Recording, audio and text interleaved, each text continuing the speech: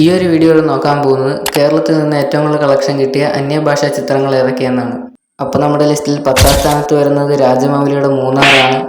ഇത് മൂന്നാറിന് കേരളത്തിൽ നിന്ന് കിട്ടിയത് ഏകദേശം 24 കോടിക്ക് മേലെയാണ്. അപ്പോൾ നമ്മുടെ ലിസ്റ്റിൽ അടുത്ത വരുന്ന മൂവിയാണ് ലോകേഷിൻ്റെ കൂലി. ഇതിനും ഏകദേശം 24 കോടിക്ക് മേലെയാണ് കളക്ഷൻ. നമ്മുടെ ലിസ്റ്റിൽ അടുത്ത വരുന്ന മൂവിയാണ് കൽക്കി 2898 AD.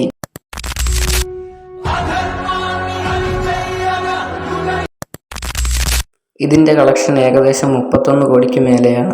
ലിസ്റ്റിൽ 7ാമതുള്ളതാണ് വിക്രം. വിക്രത്തിൻ്റെ കളക്ഷൻ ഏകദേശം 40 കോടിക്ക് മേലെയാണ്. ലിസ്റ്റിൽ 6ാമതുള്ള മൂവിയാണ് അവതാർ 2. ഇതിൻ്റെ കളക്ഷൻ ഏകദേശം 41 കോടിക്ക് മേലെയാണ്. ലിസ്റ്റിൽ 5ാമത്തെ മൂവിയാണ് കാന്താര ചാപ്റ്റർ 1.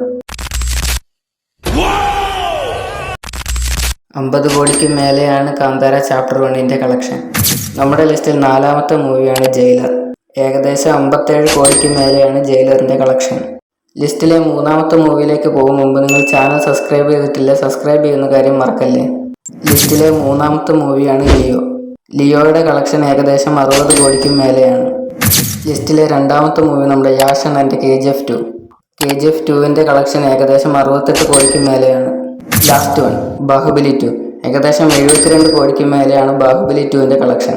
ഈ കളക്ഷൻ ഇനിയൊരു മൂവി പൊട്ടിക്കുമെന്ന് എനിക്ക് തോന്നുന്നില്ല. നിങ്ങളുടെ അഭിപ്രായം താഴെ കമൻറ്റ് ചെയ്യൂ. അപ്പോൾ ഇന്നത്തെ വീഡിയോ ഇത്രയേ ഉള്ളൂ. ഈ ലിസ്റ്റിൽ നിങ്ങൾക്ക് ഇഷ്ടപ്പെട്ട മൂവിയാണ് താഴെ കമൻറ്റ് ചെയ്യാൻ മറക്കല്ലേ.